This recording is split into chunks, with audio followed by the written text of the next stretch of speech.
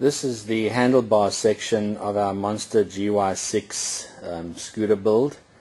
What we've done here is we've installed the NCY aluminum handlebar mount.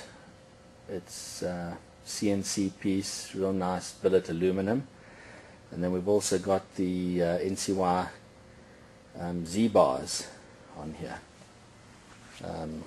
Not done yet, as you can see. We've still got to do this speedometer and tack mount, but so far pretty easy to do.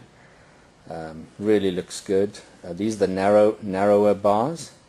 They do come a little wider as well. I felt this setup works pretty well on this scooter.